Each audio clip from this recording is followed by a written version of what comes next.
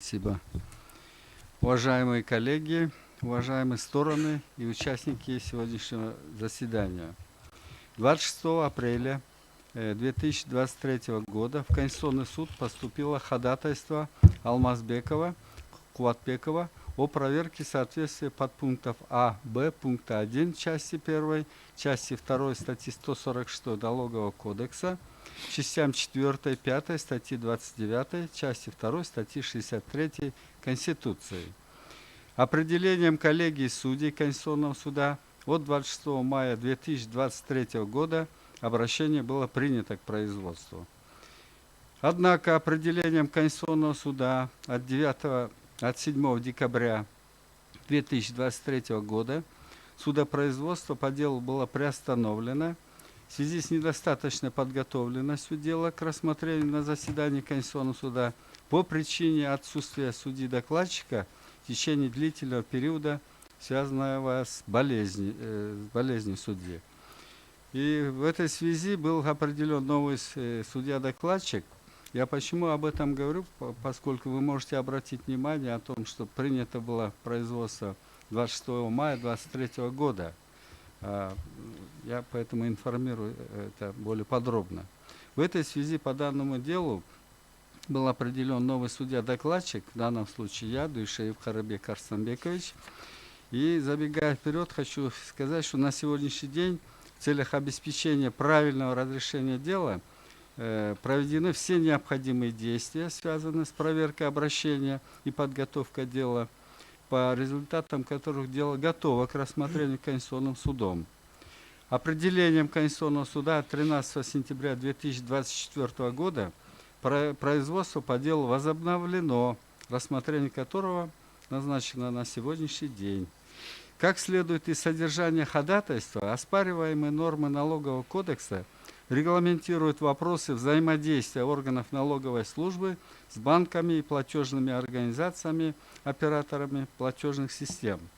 Так, на основании запроса органов налоговой службы в течение 3 рабочих дней банки обязаны предоставлять информацию об открытии, закрытии и наличии счетов налогоплательщиков с указанием их номеров, об операциях, проводимых на счетах организаций и индивидуальных предпринимателей, а также о текущем состоянии их счетов при проведении выездной или камеральной проверки в случае наличия соответствующего решения органов налоговой службы. Заявители также оспаривают норму, согласно которой банки обязаны передавать в режиме реального времени информацию о совершенных платежах.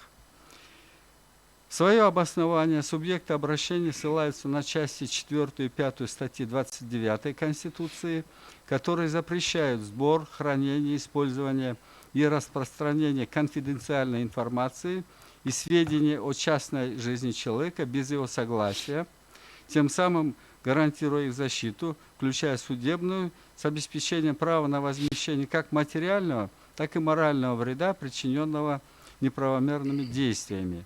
Заявители считают, что предоставленное человеку и гарантированное государством право контролировать информацию о самом себе означает возможность препятствовать разглашению сведений личного и интимного характера. Соответственно, лишь само лицо вправе определить, какие именно сведения, имеющие отношение к его частной жизни, должны оставаться в тайне. С правовой точки зрения в ходатайстве подчеркивается, что частная жизнь как нематериальная ценность свободна и не подлежит регулирующему правовому воздействию, однако требует законодательной охраны от произвольных посягательств извне, в том числе и со стороны государства. Эта защита должна осуществляться путем установления границы допустимого и легитимного вторжения, которое одновременно определит пределы неприкосновенности частной жизни. То есть сбор и распространение такой информации допускается лишь в отношении сведений, которые официально доверены кому-либо самим лицом и собираются, хранятся, используются и распространяются в соответствии с законом. Иное приводит к сужению данных конституционных гарантий. Вмешательство государства в осуществление этого права возможно исключительно в целях защиты национальной безопасности и общественного порядка, охраны здоровья и нравственности населения, защиты прав и свобод других лиц. Кроме того, авторы обращения ссылаются на часть 2 статьи 63 Конституции, которая обязывает государство гарантировать защиту персональных данных. Так, во исполнение данной конституционной гарантии персональные данные определяются как информация, зафиксированная на материальном носителе, отождествляемая с конкретным человеком, либо может быть отождествлена с ним и позволяющая идентифицировать его прямо или косвенно через один или несколько факторов, специфичных для его биологической, экономической, культурной, гражданской или социальной идентичности. Сведения о финансовом положении также отнесены к персональным данным согласно закону. В соответствии со статьей 24 закона установлены основания, при которых держатель массива персональных данных может передать их другому держателю без согласия субъекта персональных данных.